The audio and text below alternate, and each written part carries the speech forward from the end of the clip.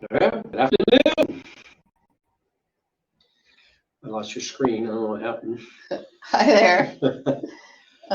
Here we go again with technical difficulty. We all just had it working and now it's being a mess. Well, welcome to your silver bullet for the talent war.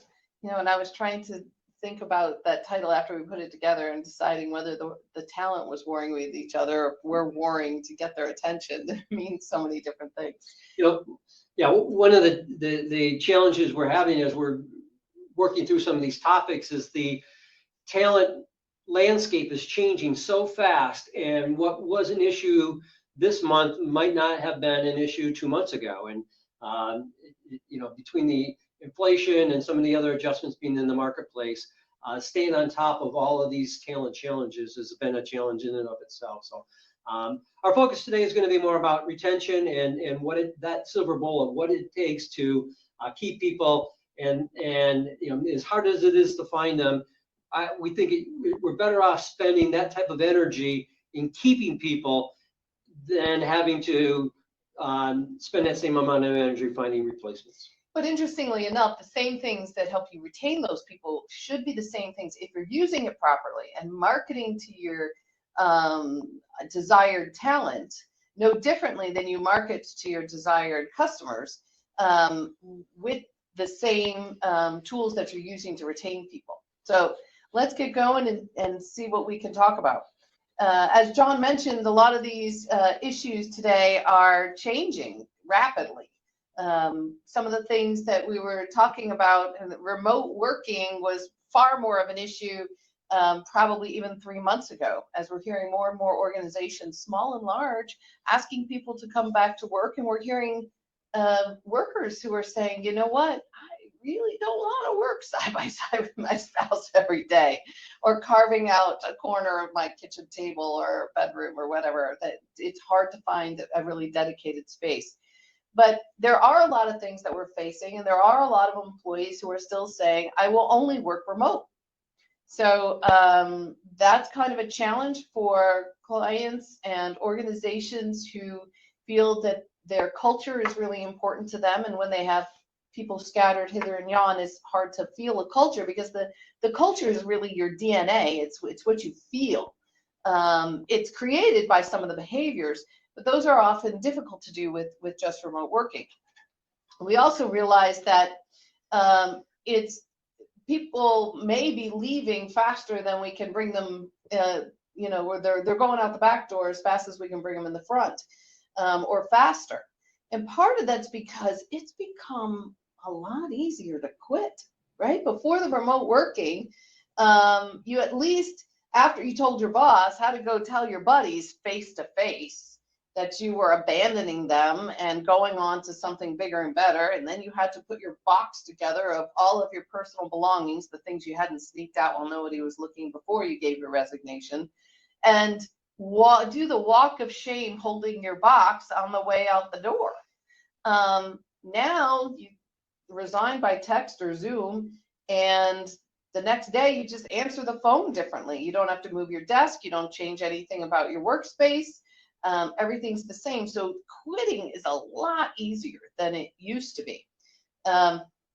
It's also difficult to get enough of the right people. We know the unemployment rate is still crazy. I saw something today that just came out that said the economy did better in this last month than it did the month before, but it's not going to really change the availability of workers. The reality is, and you've heard me say this before, we just haven't been producing enough humans for decades. So we can't make up for that overnight.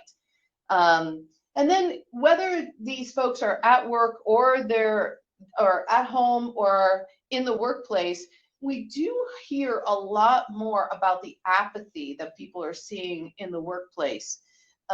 Folks who seem to be going through the motions, or maybe there's no overdrive. I think the phrase that I'm hearing from organizations that make them craziest is, just tell me what you want me to do and I'll do it. And that's a sign of an apathetic or a checked out worker.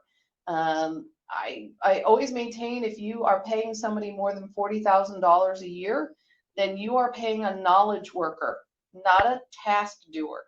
And that means you're paying them for their brain space, their ability to think beyond what you've asked them to do. So if they're doing 6 or 8 different things and they realize, I think we could put some processes in to make this more smooth for everybody, or so that there isn't redundancy. And if everybody's working from home, how do we know that we're not accidentally working? And so they're applying that brain space. And without some of that, people just checking the box, it really feels much more apathetic, and feeling that supervisors feel it's much harder to keep people engaged, much harder to keep people inspired. It requires a lot more to help those folks feel connected to the organization. So our leaders are completely overwhelmed, whether they're working from home or not. And I can't imagine trying to be a leader of brand new employees where the leader's if I were the leader working from home and having all of my employees working from home and never having a chance to come together. I think that would be really very difficult. Yeah, leadership by example is very difficult in a remote environment. But what makes this particular time frame a challenge is we've got all these things happening at once now that many of them we really haven't had to deal with in the past. But employees being able to leave and join a new job within hours, and the unemployment rate being so low, and us trying to adjust to the type of remote working, and employees having been checked out. All of these are new things that we're having to deal with today that we really weren't dealing with 2 or 3 years ago. So there's different ways we can address all of these challenges, and that's really what we're gonna talk about in the next 20 minutes or so. I think the other thing that and it's not one of our examples here on the slide, but we're talking about how things happen so quickly, and something I've been hearing more, I'd say, the last 2 weeks, is I'm going to call it the audacity of employee demands.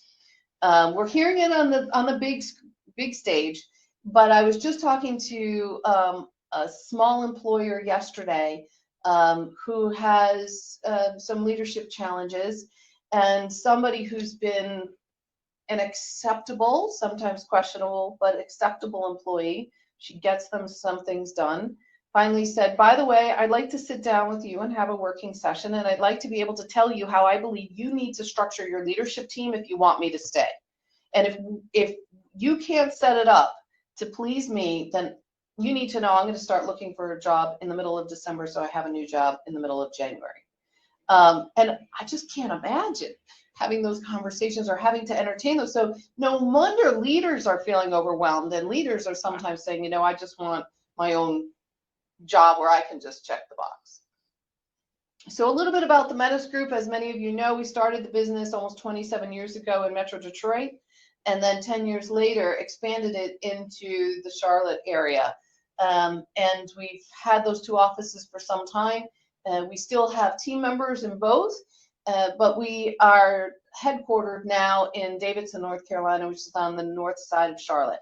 Many of you may recognize some of those logos in front of you. Those are just a small example of some of our clients, but they are most of the ones that most of them are local to either the Detroit or the Charlotte market. A couple of them are a little bit outside of that. We focus primarily in 3 areas. The first is really in selection. How do we make sure we're hiring the superstar we need and putting the right person in the right seat? The second part is performance acceleration. If we've hired the superstar, then how do we make sure we get superstar performance out of them? And the third piece is really around organizational health. How do we know we really have that culture we need or desire to survive and thrive in the future?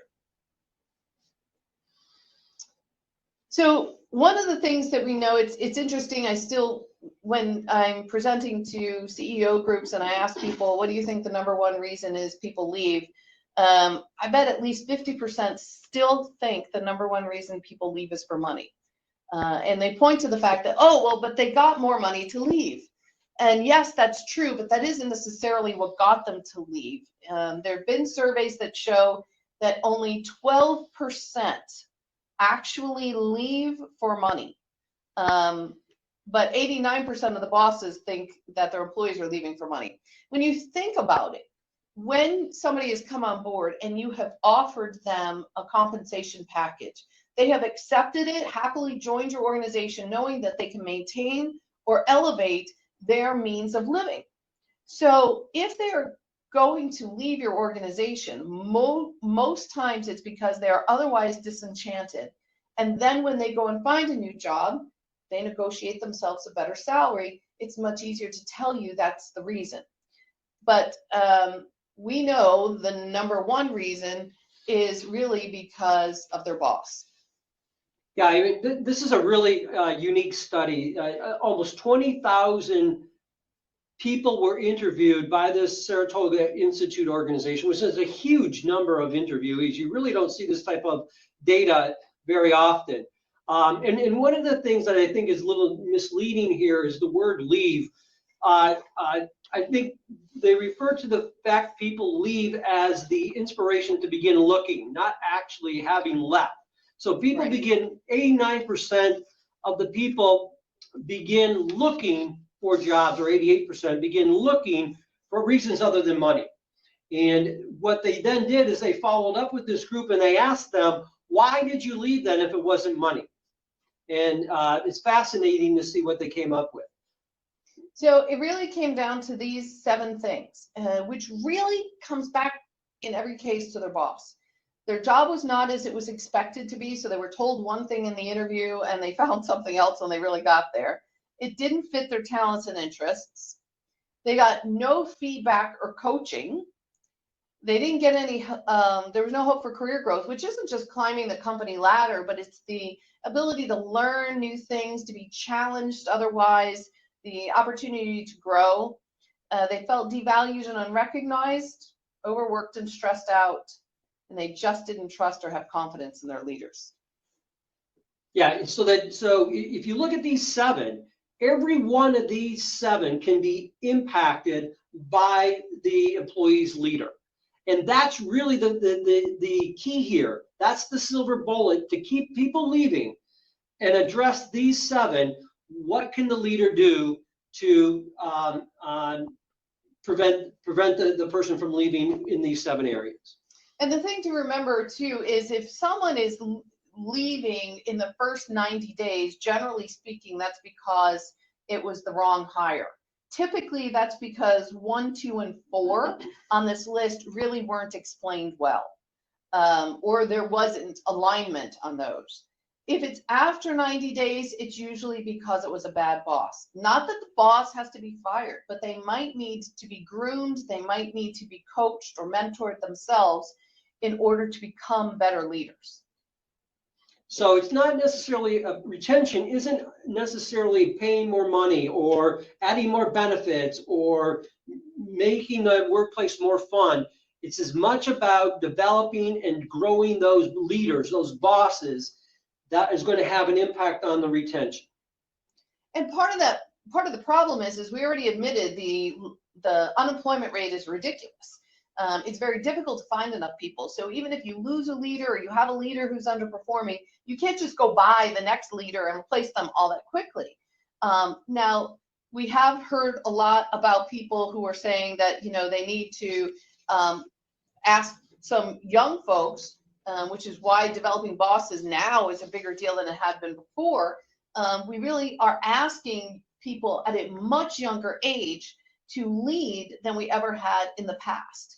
I distinctly remember being almost 30 years old and walking into my boss's office and saying, "Hey, Cal, I think I'm ready to lead. Why don't you have Pam and Tracy report to me?" And he burst out laughing and said, "Lead? You're not ready to lead. You haven't paid your dues. I'll tell you when. It's probably going to be 10 years. And, so for 10 years, I got to watch good bosses and bad bosses and try to figure out what I wanted to practice once I got there. And now we're turning to 27, 28-year-olds and saying, we got nothing, man. You got to lead. And every one of them is saying, I'm in. I'll do whatever you ask. But they've never done it before. And we know that the first time someone does things, they don't do it so well. So we're asking them to practice being a new boss on the other people you cannot afford to lose. So this ability to groom some of these people, otherwise we're setting these poor folks up for failure. They're willing and able and interested in learning to lead, but they just don't know how. Right. So that's our challenge. So our challenge is we have a younger group of leaders, and the reason people leave organizations is because they're leaders. So what do we have to do to develop those leaders is what we have to ask ourselves. So to that end, we wanted to introduce you to MRG, or Management Research Group. They've been around since 1983. If you haven't heard of them, that's okay. They don't do a lot of marketing, and but they have been marketing to folks like us for a long time. They are among the best behavioral scientists we've ever met. And they have focused specifically in leadership since 1983. They've evaluated over 30,000 leaders in a way that is a highly sophisticated tool. And when they heard a lot of the complaining about the millennials and they don't have the same leadership abilities and all this kind of stuff, they said, you know what, we've got some of this data, why don't we do a comparison? And so they wanted to look at the X generation against the Y generation. And you can see here that the X generation is in red and the Y generation is in blue. And they wanted to compare the leadership techniques. And there are a couple that are specifically of interest. The difference between persuasive is pretty strong. The Gen Xers are much stronger and persuasive than the Gen Ys, who are, of course, the millennials. And then delegation, of course, is a little bit, is a lot lower for the Gen Ys than it is for the Gen Xers. Now, interestingly enough, though we hear a lot of people whining about the productivity of the millennials, production and consensus tends to be higher for them than it does for the Gen Xers. But what MRG did next, I thought was... So this is a snapshot of the leadership styles that we're seeing at play today. Yeah. So we're seeing more seasoned leaders, the Gen Xers, and how their leadership style differs from the younger leaders that are leading today. So what MRG did in looking at this said, well, I wonder what would happen. We've got all the data. What if we looked at the Gen Xers when they were the same age as the Gen Ys are today? And so they did that, and this is the new feedback. So as you can see, they're way closer on persuasive. They're identical on delegation. On the whole, it's considered statistically almost identical. So we have the same raw talent today that we, with our Gen Ys, that we had with our Gen Xers before. We've always argued here that it's more of a maturational issue, not a generational issue. The challenge is we don't have time for these poor Gen Yers to mature. So we have got to get them some development and some skills to make up for the fact that we can't wait 10 years for them to get some experience. Yeah, I mean, this is an incredible finding. It comes back to MRG's database and the fact that they've been measuring leaders since the early 80s, and to take those leaders when they were 30 years old at that time and compare them to the leaders today who are 30 years old, and then take those 30-year-olds and look at them today at 50 years old, and the difference between it is a data set that not too many organizations can look at. And the encouraging thing to us was that we can develop this younger group of leaders to be more like the 50-year-olds that they're being compared with today. Right. I also thought it was great when John put in these two Top Gun references, because when you think about it, right, Tom Cruise was pretty young in the first one, and the way he learned was the hard way, cashing, was it cashing checks his bank account couldn't cover. And then as he's older, he has the ability to now impart his knowledge on others so that they can learn from what he did and not just learn the hard way or the expensive way. The challenge for us today is that we have finally come to the conclusion that training does not work. Lecturing at people does not work once you are into or beyond middle school. There is a place for lecturers to learn to work in elementary school when people are learning by memorization and rote, but we don't have the ability to do that in a lecture environment. We get boredom, we get sleep, and we all know we've been sent to these training classes ourselves. We get all fired up, we got some great stuff, we get back to work, reality hits, and we don't implement a thing. Maybe one thing, but all in all, we lose a lot of what was there. We do find that development works. And what's interesting with development is it's more blended. It's not to say that there isn't a benefit for people being in the same room or in the same class and learning together, but it isn't in a lecture environment, and we have to do some other things. So we're talking about things like blended learning, interactive workshops, leadership coaching, and in our case, we talk about having development plans with measurable and time-based goals so that we can actually work towards something that isn't nebulous, that we can have something tangible. Like, I want to, instead of working on being innovative, I want to work on being innovative, but I'm going to introduce 3 new processes in my department to eliminate redundancy by the end of the second quarter. That's both measurable and time-based, and it's a lot easier than to have measurable and time-based action plans against it. Yeah, I think that the difference, we're using training versus development, meaning training is going to be like a workshop, or it might be a podcast or a course. It's something that is not going to stick. And I'd love to have all the money back that I've spent on training that has not made a difference. But it's that development, it's that coaching, it's that lengthy, long-term learning that makes the change, or creates a change and makes the difference. So we want to focus, as we're working with this new group of leaders, on some sort of development versus just sending them to a workshop or sending them off to study something without any kind of development tied to it. Mm-hmm. So there are several models out there that are designed to really make things more sticky. We adopted the 70-20-10 model as the one that we really resonated with us and seems to work. If you're considering any development for your team members, I ask you to simply ask the person who's coming to you, what are you going to do to make it sticky? Your logic will tell you whether or not that'll work. So basically what happens is 10% of the time, somebody is learning in a structured environment. So they're participating in one of those interactive workshops or podcasts or learning systems. But then 70% of the time, they're trying it out and trying to figure out what works and what doesn't work, and they're practicing it to try to get better.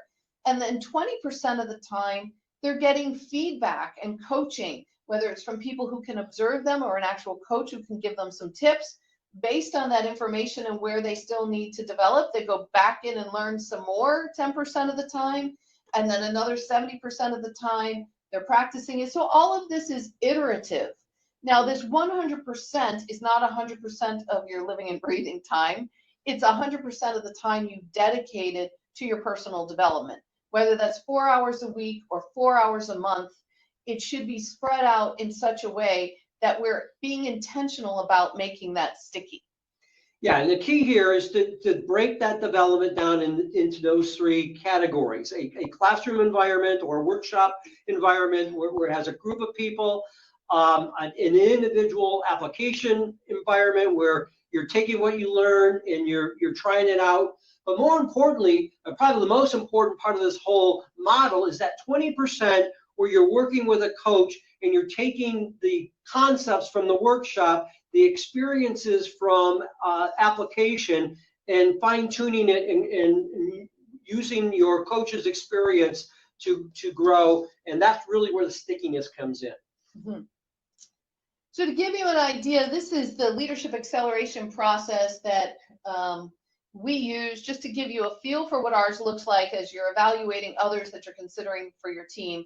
And the first part for us starts with a self-discovery. Each leader who enters this is given a series of assessments to help figure out some strengths that they may have taken for granted, thinking if it comes easy to me, it comes easy to everybody else.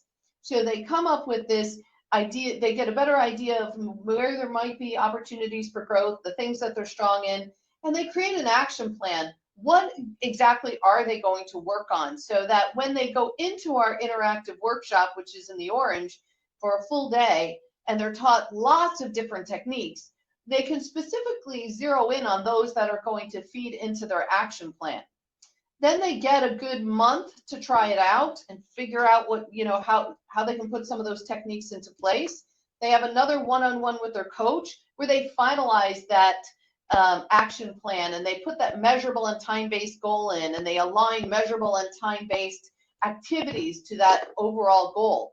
And then there's another half-day workshop where they come in and they learn a little bit more to tweak some stuff, to fine-tune what the organization is feeling, another month to practice it, and then finally another one-on-one with their coach. So all of this takes about 4 or 5 months to go through, but that time frame allows them to be doing this in real time while they're actually working, so that it becomes more sticky and it is being actually applied.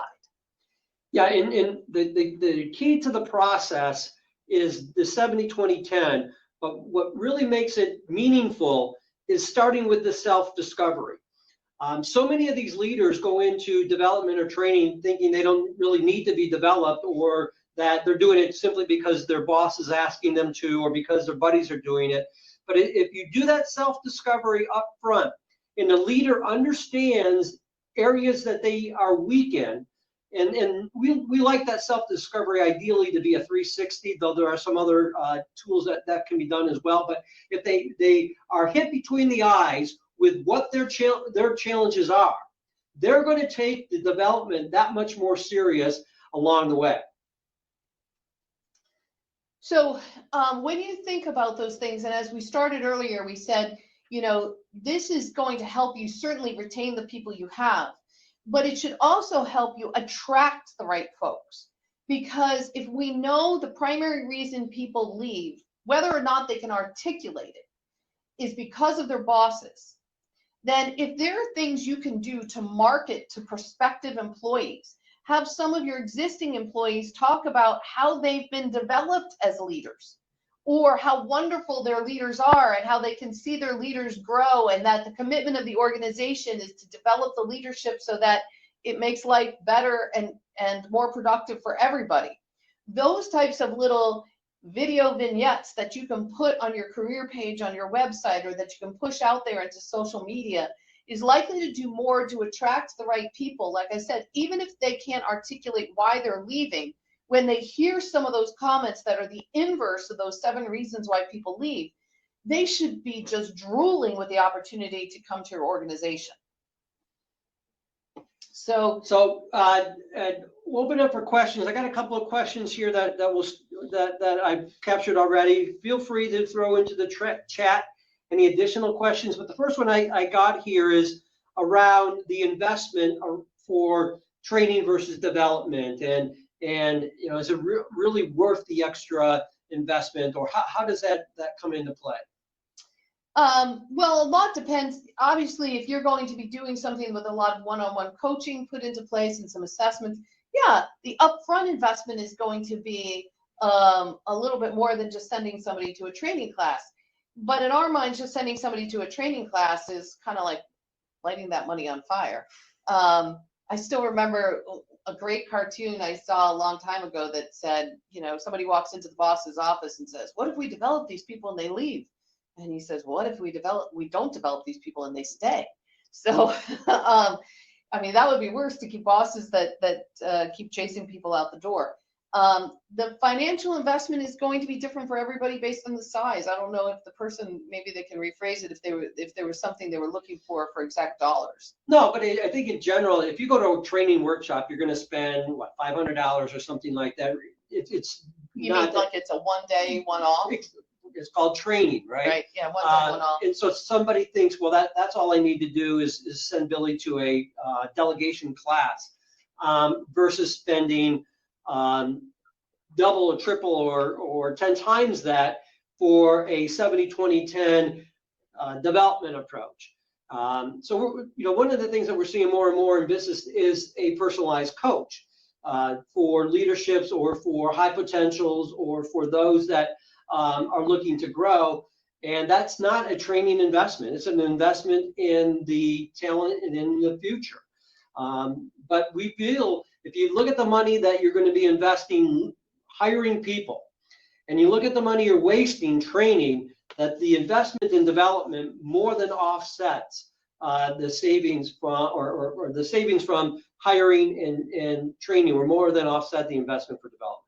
The other thing that is true is when you take a group of people, let's say you have 6 to 12 leaders you're putting through this process. Generally speaking, 10 to 20% are going to be the amount of the ones who really stoke it up. And they love the thought of being a better leader. They really want to do this for the sake of their direct reports and help them accelerate. And they are all in and they soak it up like a sponge. And everybody in the group, the 6 to 12, will certainly make some forward progress, but you're going to have 10 to 20% that really give you a phenomenal ROI.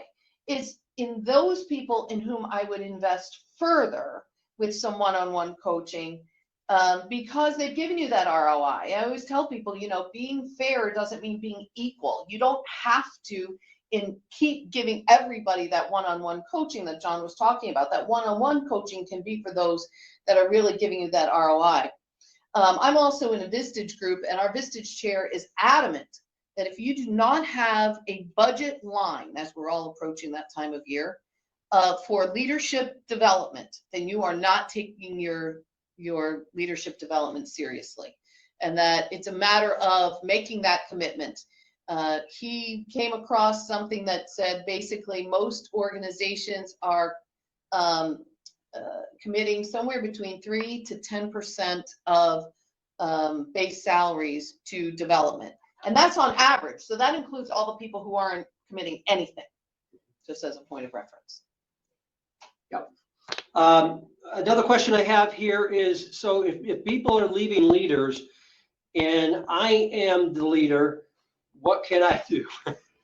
Yeah, it's a really good question because we lost somebody and it really bothered me that she lost, and I had to take a really good hard look in the mirror, right?